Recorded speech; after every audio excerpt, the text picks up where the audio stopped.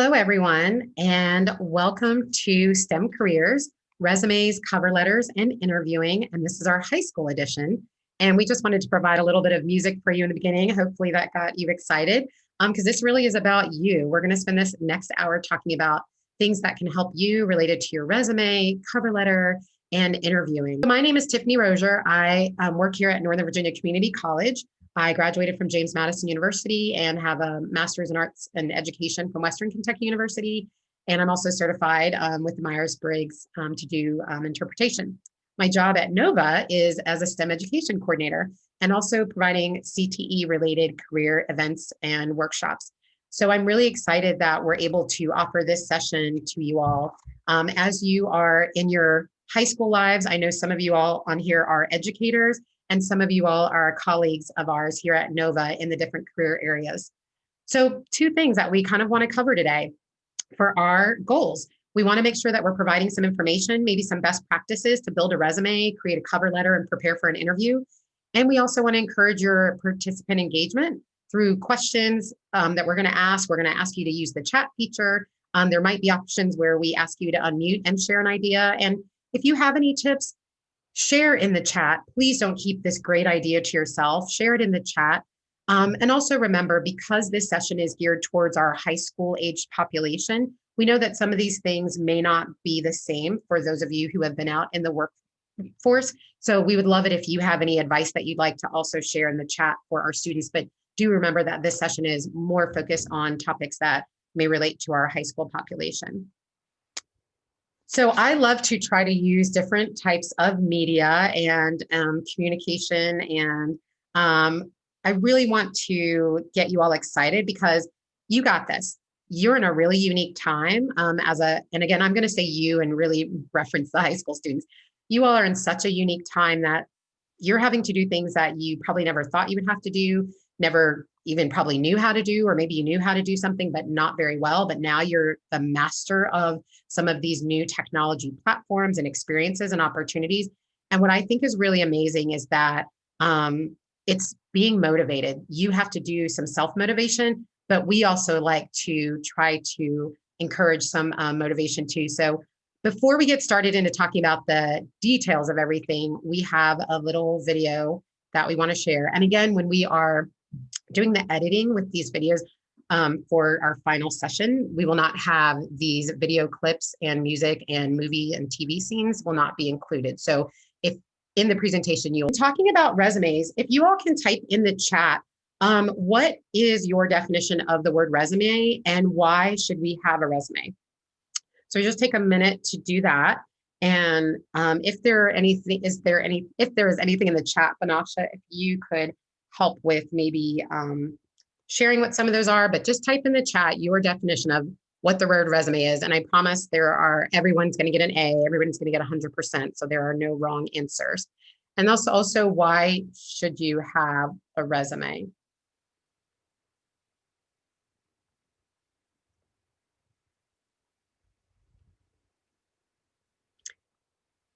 And so as people are typing in the chat, I'm going to actually go over a couple of things here. So a resume, it's actually a noun, believe it or not, right? It's a short account of one's career and qualifications, or, you can reference it as a set of accomplishments. And so what we've done here, so it looks like we have a description of your accomplishments and capabilities, which a description of your accomplishments and capabilities, which help show an employer why you should be hired. Awesome. Thank you. So again, just using this example here, and what we've done is we've made this a little bit longer than we traditionally would use in a resume.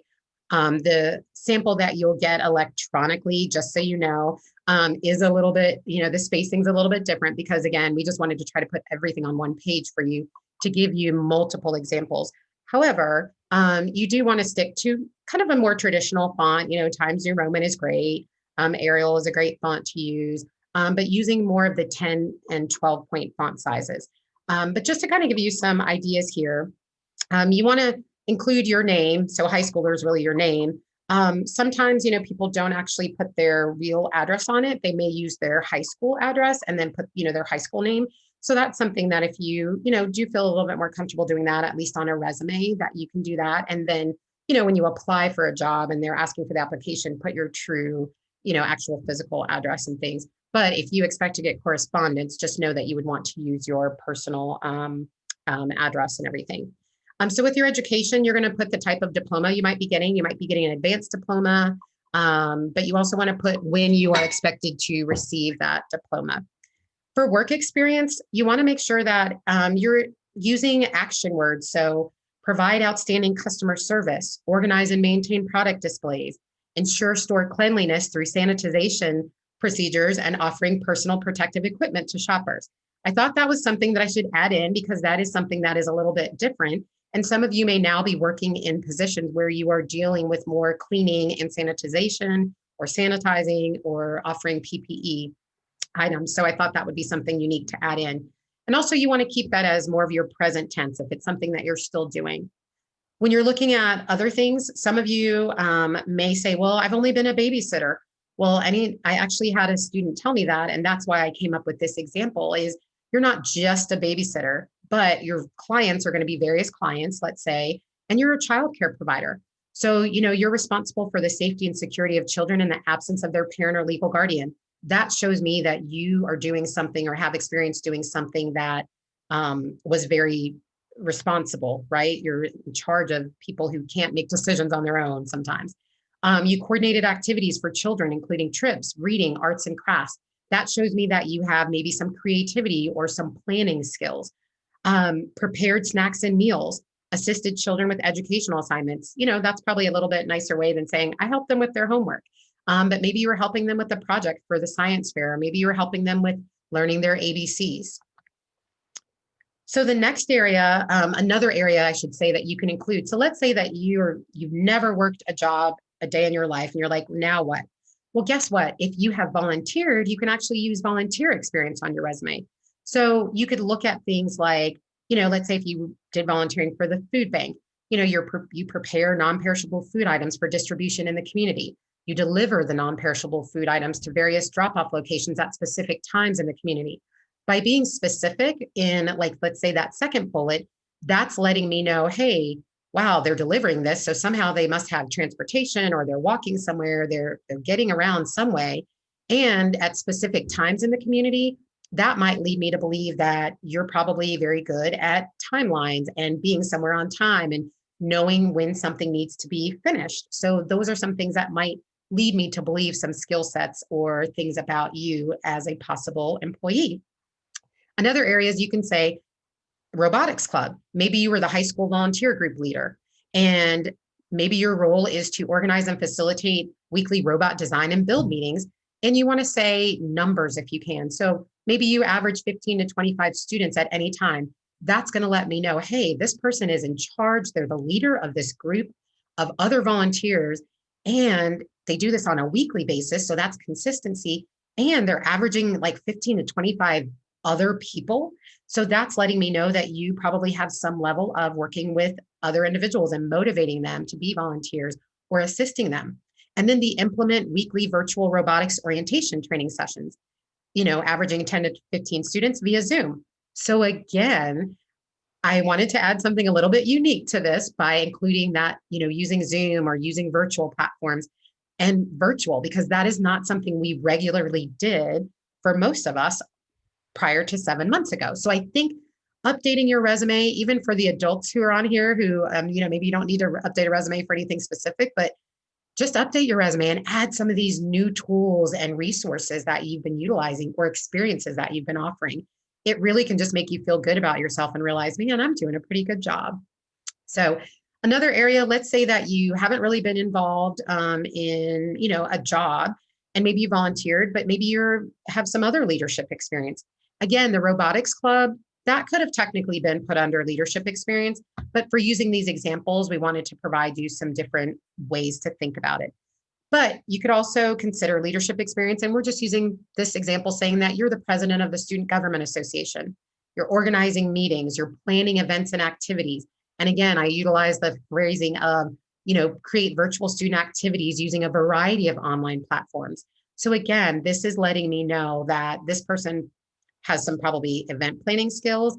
They've probably got some marketing skills. They probably are pretty comfortable with technology if they're utilizing multiple platforms. So again, your resume, while short and sweet, can really tell a lot about you or help you make a lot of assumptions about, your capability and your potential. And then the last area that I included on here was project management. This is talking about a class project because maybe you have volunteer experience, maybe nothing specific on leadership in another area, and maybe no work experience, but maybe you've done projects in your class. I just used one example, but let's say that you're in the Culinary 101 class and you helped to develop a culinary project with 5 team members and served in the role as a sous chef. You created and cooked a 3-course vegan menu for the Nutrition 101 class. You wrote a 3-page paper highlighting the steps and research required to create a 3-course vegan meal. So I might assume as the employer that, hey, you can work on a team. A sous chef, which is, if you don't know, is actually the second in charge, if I'm saying that correctly. So if there's somebody culinary on here and tells me I'm wrong, let me know. But that sous chef is the second in charge. Talking about the part of creating and cooking a menu for another class. So that lets me know that, hey, there's creativity, there's action. You provided this meal. And then you wrote a paper highlighting what you had to do and the research you had to do in order to create this vegan meal. So those are some things that are going to, again, as an employer, I might be able to pull out from how you write information on your resume. And then these final ideas for sections that you could include high school activities. Now, again, I didn't reference some of the other things like the robotics club up there, but you could put those things on there. Had to keep it to this one page for this example, but this is where you could overall highlight your other high school activities or things that may be specific just to your high school. Your skills, if you can speak another language, or in this case, if Hannah, who is one of our interpreters, if she, has the ability to do, ASL interpretation, she might include that as a language. You also want to think about your computer, or you can use technology instead of the word computer skills. What are some of your technology skills that you have? List those out there. I'm pretty sure that those of you, actually doesn't even matter if you're in high school or, you're in the working world like a lot of us are, we've all probably used Zoom at some point in time and probably have led a Zoom meeting.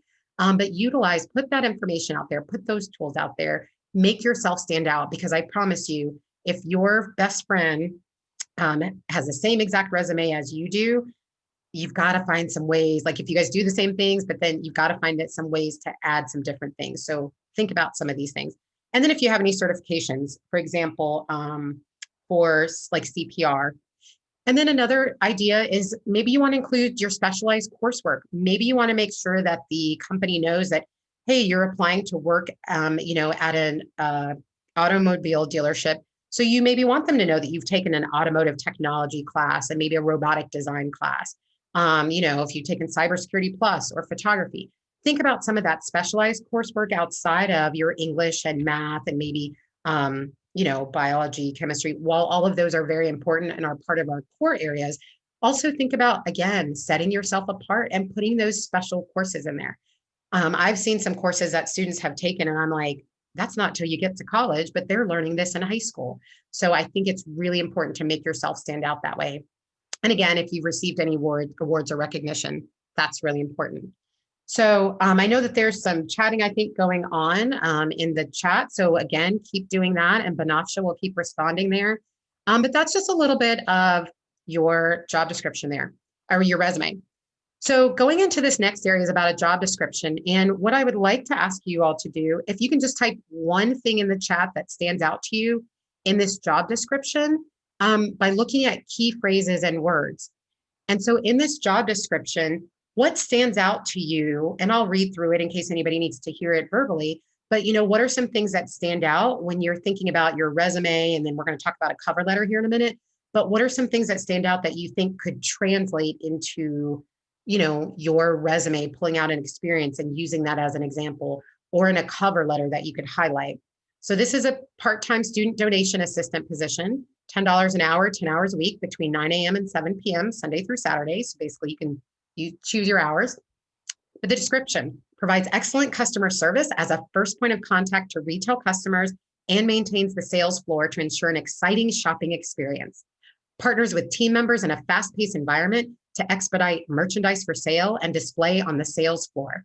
Provides operational sales and support to the management team. Take photos of donors and post to social media and company website. And then we have preferred qualifications, customer service, retail experience, basic math, and reading skills. So is there anything, Banasha, that anybody may have pulled out or may have commented on? Yeah, Kaya has said sorry, they love the understanding of social media and how to make it appealing and also working as a team. Okay, excellent. Yeah, so those are some of those things. So think about the resume example. We talked about leading a team, being a part of a team with the project management, the social media, because we also wrote that in our, had that in our resume, we could easily use those as examples to reference. And then, And of course, the customer service.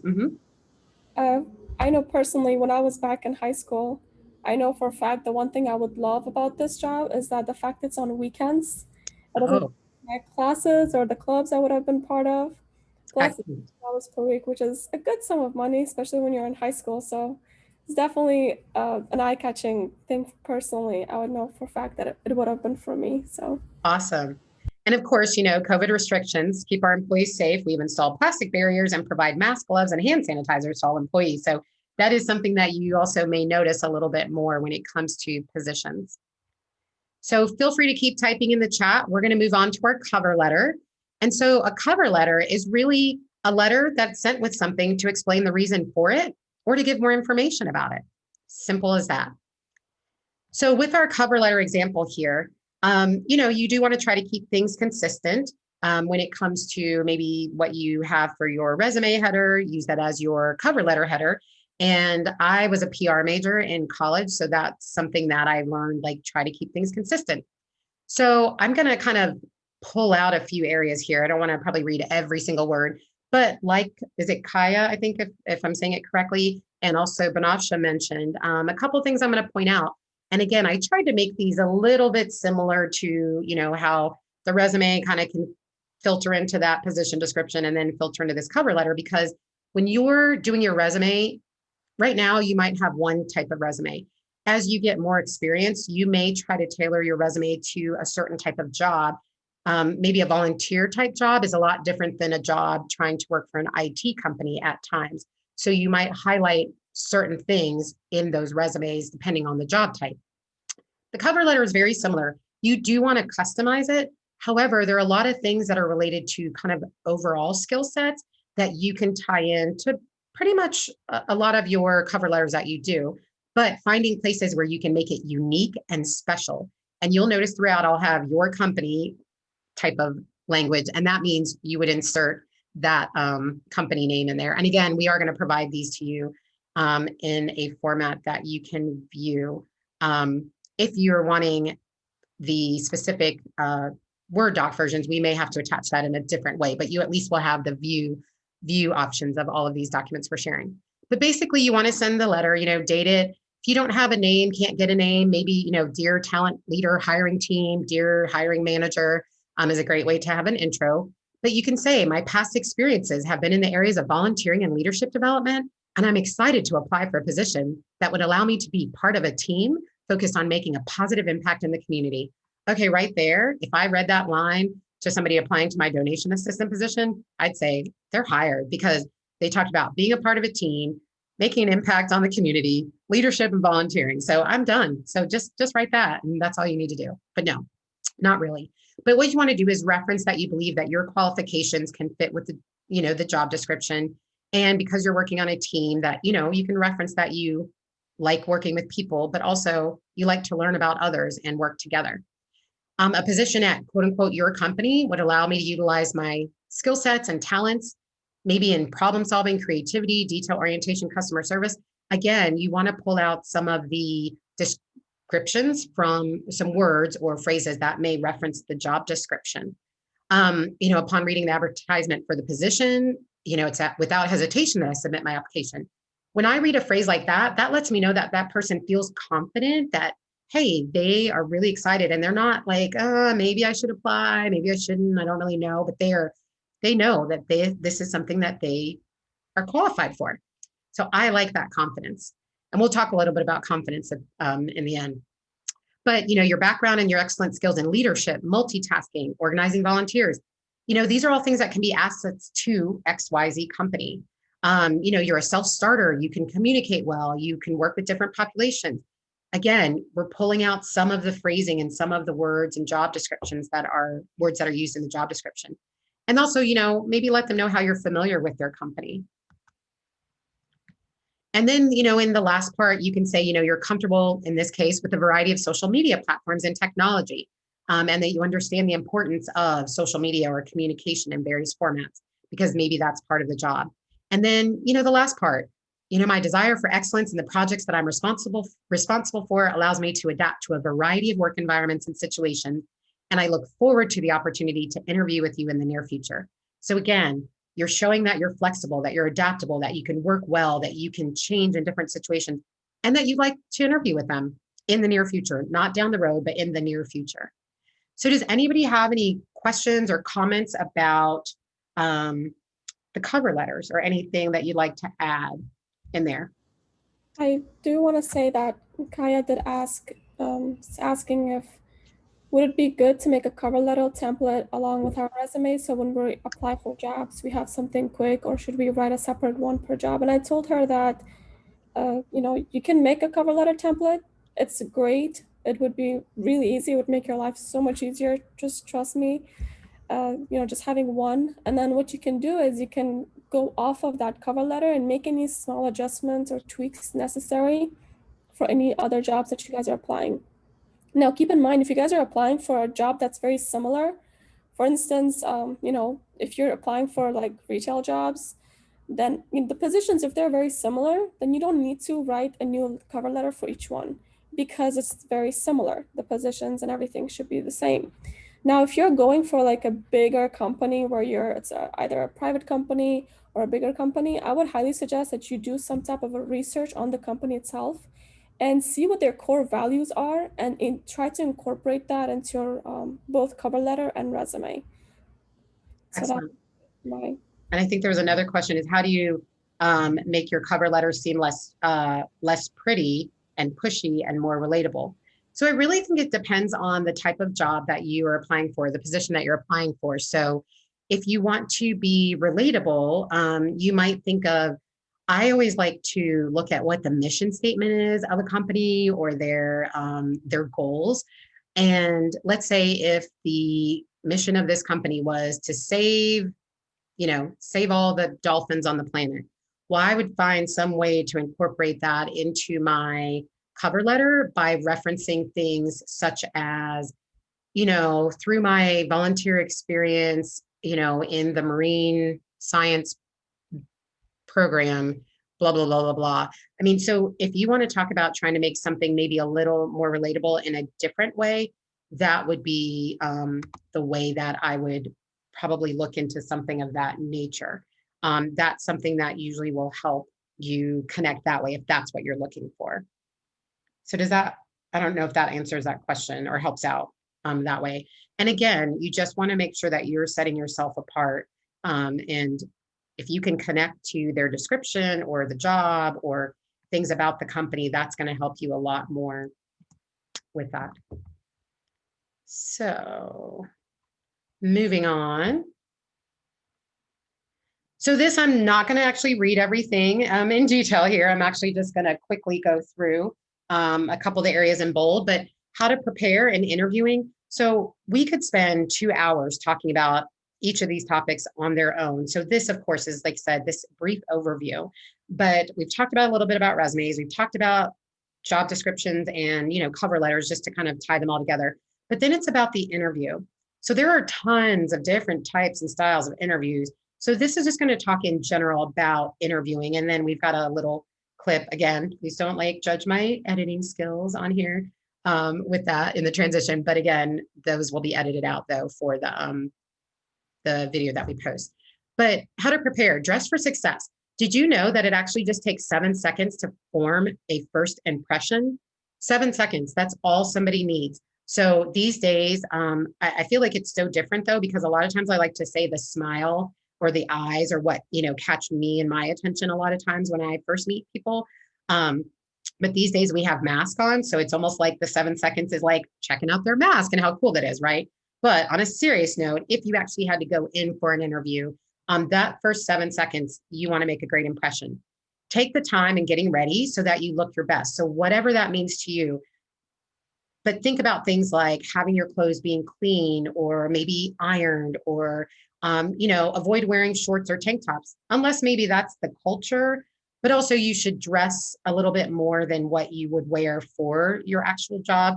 And then if they tell you later, oh, you can wear, jeans or you can wear, you know, tennis shoes, like that's something that they can talk with you a little bit later.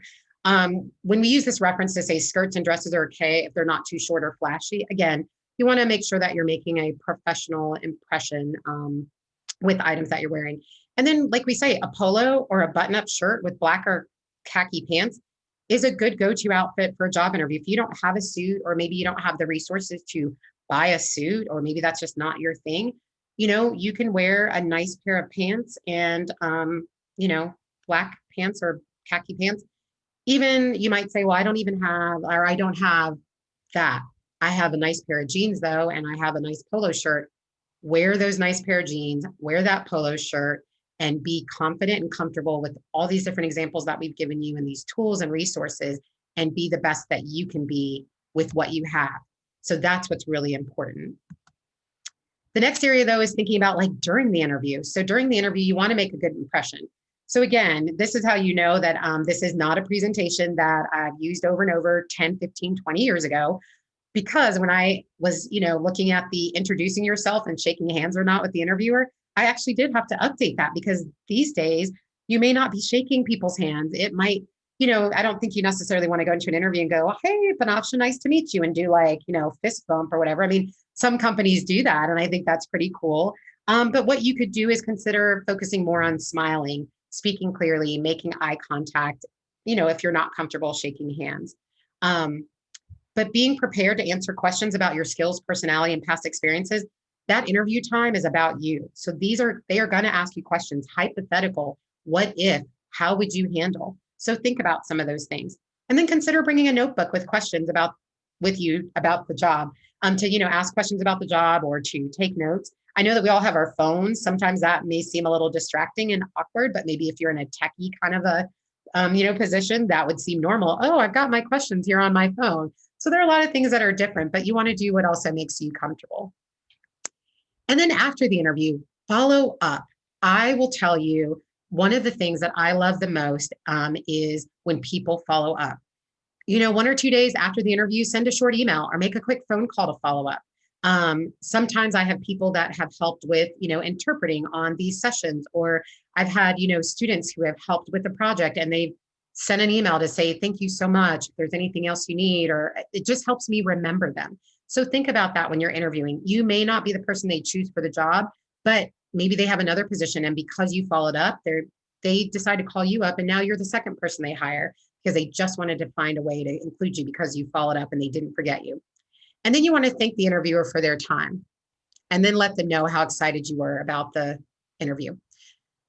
These 3 words, you'll probably go to sleep thinking, oh, that lady today on that STEM career session, she just said, practice, practice, practice. Well, that's what you got to do. Practice using examples from your class. Talk about working on teams, your volunteer and leadership experiences if you don't have any work experience. Practice asking yourself the questions and then responding out loud. Consider recording yourself on video or on a recording device, or even practice using Zoom or another conference call style interview, whether just phone only or phone and video, and practice being the interviewee and have somebody else interview you. I promise you that those will give you some opportunities to try to make sure that you are putting your best virtual foot forward, as one of our faculty members from Nova did a presentation on that. So I am going to do a little bit of transitioning here to show you a video. And this has to do with virtual interviewing. Now, I do want to give you a little heads up. This video was from 2013. And so I think you'll find it hopefully interesting that what they're actually with that clip, and that was from the movie, The Internship. But a couple of things just to really point out, and please feel free again to type in the chat if you have any thoughts about virtual interviewing. If any of you all have participated in virtual interviewing, either recently or in the past, any tips or tricks that you'd like to pass on. But a quick highlight is prepare and test your technology. Obviously, these characters, they tested it, but they were testing it like right on the spot. So the interviewers were seeing everything that they were doing, talking into the microphone or in the video and everything. So, I mean, test it out ahead of time, maybe not at your actual interview. Find a quiet space. Now, definitely they found a quiet space. They were in the library, but, try to find a quiet space with minimal distraction. We know that sometimes you're at home right now and there may be other people around, or you might live somewhere where there's a lot of traffic by. But if you can, try to find a space that works, that has minimal distractions, that you're comfortable in, that you can access. Also think about lighting, background, headphones, and other noise. We know that there are a lot of programs now that allow you to change your background. So for example, Vanasha and I use our STEM careers background because, you probably don't want to look at my wall behind me, but you do have those options, and also headphones, even earbuds work. You don't have to use those headphones like gaming headphones. You can just use the simple earbuds to put in. That can help you. Also, do your homework. Get to know what you need to know about the company. Obviously, they were doing a lot of talking because they didn't even know what kind of company they were interviewing for. They're like, blenders, submarines. I mean, they just were talking to talk. But do your homework, read up on the company, know who you're interviewing with. Look out for communication clues. And if you're able to access the reaction buttons on your, your Zoom here, for any of you who noticed any communication cues that I like to call miscommunication or missed communications, you could give us a thumbs up if you noticed any, or feel free to type them in the chat. But some of the cues, as we know, were, I don't know if you all noticed that the interviewers were like, kind of rolling their eyes, and their body language got real kind of lethargic and like, oh my gosh, what are we doing? Who are these people? I mean, obviously the interviewees did not pick up on the fact that they were not making a connection. And so they were missing out on those nonverbal communication cues, or even the communication cues. Remember, it all of a sudden went from the blender to the submarine. They're like, what? So again, those communication cues are so important. And keep your answer simple. They were giving this example of swirling around in this blender and it's like a fan and I'm going to no, keep your answers simple. And then the last 5 things to talk about related to virtual interviewing is communicate confidence. Again, that's where I was using the example of practice. I promise you that if you continue to practice, you will appear more confident to others, but also you will start to feel more confident within yourself. Also, sometimes just verbally hearing yourself, if you are able to speak and practice that way, that is something that often helps you to hear yourself saying, oh my gosh, I say the word a lot, or I say and a lot, or I'm talking with my hands a lot. Doing those types of things that allow for practice can help you communicate confidence. Dress for the interview as though it's in person, even if it's online, because in the off chance that you have a really nice button-up shirt or your polo on and a smoke detector goes off and you've got to run out of your house and you've got your Mickey Mouse pajamas on, I mean, it's kind of cute and cool, probably, maybe depending on the type of company you're interviewing for. But if you also don't have on any shoes and now you got to run out and it's like 50 degrees and rainy outside, it's not going to be a pretty situation. So dress as though you are there for the interview with your shoes on. I guess maybe unless you're at the beach, right, Vanasha, if you're interviewing, or for a pool, no, but still you should wear your shoes to the interview, even if you're not going to be wearing shoes in your job. Show that you can fit in with the company culture, and obviously company culture that you're comfortable with. Project a positive attitude. Even if you think you are not doing well in the interview, still smile. Project a positive attitude. And the last thing, which those guys definitely did not follow this, was try not to interrupt the interviewer. So we really want you to think about being yourself. This last part here, this last clip that we're going to show, and then we've got a couple of Q&A kind of areas and some quotes for you all. But I want you to think about this. Maybe we can use the little reaction button, and Vanasha, you can tell me if anybody, responds. But if you want to use the reaction button or type in the chat, if you have ever seen the show Boy Meets World, that way we kind of know whether or not we should talk a lot about it or not a lot. So Vanasha, I don't know if you see any thumbs up or a majority. Okay. So some of you may or may not be familiar with Boy Meets World. My understanding is the new version is Girl Meets World, I think, or something like that. But Boy Meets World, there is a character named Eric who he's a teenager. He doesn't really assert himself to, take initiative on things. He doesn't really go out there and try to, do his homework. And he just kind of, he would be called, I don't know, and tell me if this is not the right word to use, a slacker sometimes. Maybe that's a word that kids use, these days, but he just doesn't really try. And so people kind of, when he decided that he wanted to get a job or an internship, people kind of put him down and they really were like, you can't do this. Like, you want to take something seriously, like you want a job. And so we were saying, be yourself, which we know yourself is really not going to be separate that way. But with this, we want to have you think a little bit about what Eric is experiencing here. So really what we want you to think about is, what can you take away from the video clips that we saw today? Feel free to type in the chat any of your responses to that question. But really, what are some things that come to mind as you think about that? So some of the resources that you can utilize to help you, again, we didn't put a whole bunch of things on here because we know there's are tons, but obviously every school might have things that are different. Thank you, Kaya. Be yourself, answer truthfully, and be respectful. Absolutely. But some of the resources, your career coach, your career counselor, someone else that, might be in the similar type of role at your school, your guidance counselor. I know everybody has different titles and jobs, responsibilities. Using LinkedIn, you can actually use LinkedIn as a high school student. They do have an age limit. I think when we did our last presentation, I feel like it was 16, if I'm not mistaken, Vanavsha. But that is something to consider if you think that's appropriate. And I would obviously, if you were under 18 though, is still always talk with your parent or guardian or somebody who helps you make decisions on things like that, because that would be potentially public information. Also using Indeed or ZipRecruiter, any of those types of resources. ZipRecruiter, sometimes there are costs and fees with some of these resources, but so we're not encouraging you to do that. But I do notice that they provide a lot of the tips that we included actually were from ZipRecruiter, and Indeed has a lot of jobs that are for high school age students as well as people with experience. Any online resource, really, there are a lot of places, and then also YouTube. There are tons of resources. So the next couple slides, I'm just going to go through. You will again get this presentation in its entirety, so you can read the entire quotes. But I actually posted something on LinkedIn, and I just said, I'm doing a presentation for some high school students on these topics. What advice would you give? And 2 people wrote tons of information. And so again, you'll be able to, at your leisure, read through all of the information. But I just wanted to read a few highlights from their submissions. So just from having worked in retail and hospitality, I can say that places are looking for younger people talking about a more long-term commitment and stability. Another part of a quote was, there are many different avenues to take after high school. And of course, one can be college, but the same person said, if you're simply looking to make money after high school and you want to learn technical skills, then simply getting a trade is a great option with often minimal debt.